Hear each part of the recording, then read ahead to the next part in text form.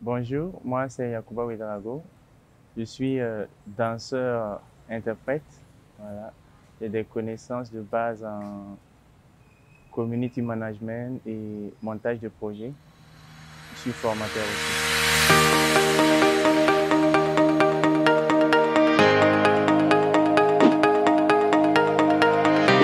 Ok, le métier du danseur consiste à interpréter une chorégraphie ou à écrire ou proposer une chorégraphie et par, je vais dire quoi, par l'enchaînement du mouvement du corps pour exprimer des sentiments et véhiculer des émotions. Voilà. Il exerce plusieurs styles. Il peut être la danse traditionnelle, contemporaine, classique ou jazz, etc. Voilà. Il partage son temps à l'entraînement physique, qui est l'échauffement, les représentations, les auditions ou la performance artistique. Son importance, elle est grande parce que la danse, elle soigne, elle guérit vraiment du moment où on intervient dans les hôpitaux. Par exemple, j'interviens dans un hôpital de la place avec les malades du cancer et ça aide vraiment à à éliminer le stress.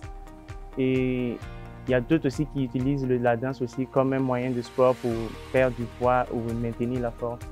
Donc, la danse, elle est importante, très très importante. D'abord, c'est d'être vraiment endurant et être curieux et aussi être apte vraiment à suivre très rigoureusement parce que dans ce passage, il faut vraiment avoir plusieurs techniques, comment aller au sol, comment créer une surprise à travers le public qui te regarde, avoir les bases des différentes danses. Donc c'est tout un processus qui commence déjà à la première année. Voilà. Et après, en deuxième année, on vous apprend comment écrire une phrase avec le corps, ainsi de suite, et arriver comment créer une pièce. La formation dure 3 ans, sur laquelle aussi chaque année, il y a des stages internationaux où il y a plusieurs participants de différentes nationalités qui viennent un peu de partout du monde. Voilà. Et les pratiques aussi, ça varie. Vous avez les danses camerounaises, afro house et tout. En fait, on essaie de toucher plusieurs disciplines pour que le danseur il soit vraiment, il touche un peu le tout. Déjà, en étant toujours dans la formation, le danseur doit penser à être curieux et à s'ouvrir à ses professeurs. Du moment où ces professeurs sont déjà des directeurs artistiques des différentes compagnies, tu peux en même temps les engager et aussi s'ouvrir à d'autres. Voilà. Et il peut être aussi recruté par une compagnie nationale ou internationale pour des créations de pièces où le danseur lui-même il peut créer sa propre même compagnie pour tourner avec. Hormis ça, il peut essayer d'être en solo, jouer derrière un artiste et tout. Voilà. En fait, les stages et les créations, je me suis formé aussi là-dedans, ajouté. Et ce que je retiens le plus comme expérience, c'était notre spectacle c'était lors d'une tournée à Hong Kong, où on devrait faire au moins 3 théâtres par jour. Ça veut dire que vous finissez ici, en même temps, vous continuez de l'autre côté, vous partez, vous enchaînez. Pour dire que c'est, comme je le disais, c'est un métier qui demande vraiment, c'est de physique. Ça demande du physique. Et aussi, l'expérience, c'est quoi? C'est que c'est un métier aussi qui t'ouvre, voilà, qui te permet de rencontrer, de te faire un carnet d'adresse vraiment aussi très important. Moi, le choix sur la danse était un peu compliqué du moment où je suis diplômé en hôtellerie et restauration. Voilà. Mais la passion était plus grande dans la danse que dans l'hôtellerie. Donc, il fallait finir les études pour obtenir le diplôme avant d'aller se former dans la danse.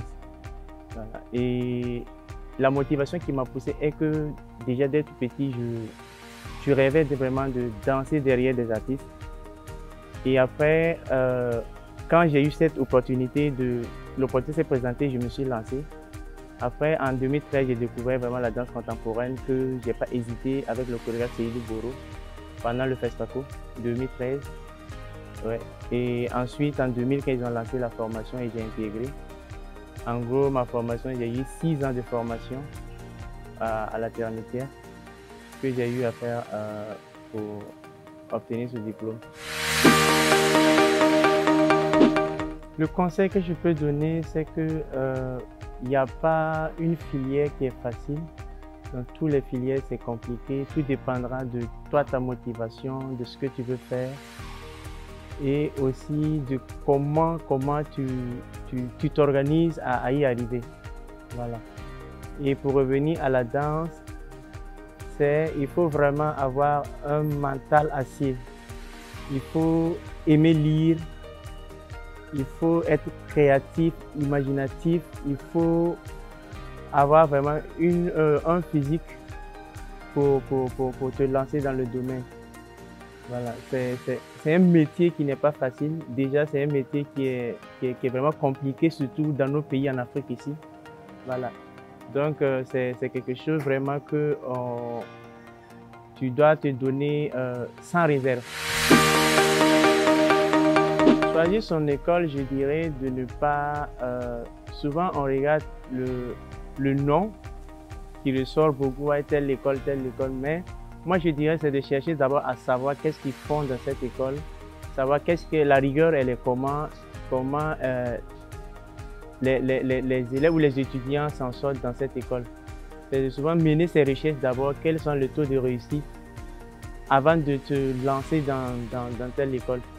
Il ne faut pas aussi juste entendre parler de telle école juste parce qu'ils font ça et puis te lancer. Mais c'est de mener tes propres recherches pour savoir qu'est-ce qu'ils font exactement, quels sont les taux de réussite dans cette école et puis avant de te lancer dans l'école que tu veux. Ok, je profite de l'occasion pour dire merci au grand frère pour l'opportunité qu'il me donne de présenter le métier du danseur. N'hésitez pas à visiter le site legrandfrère.bf.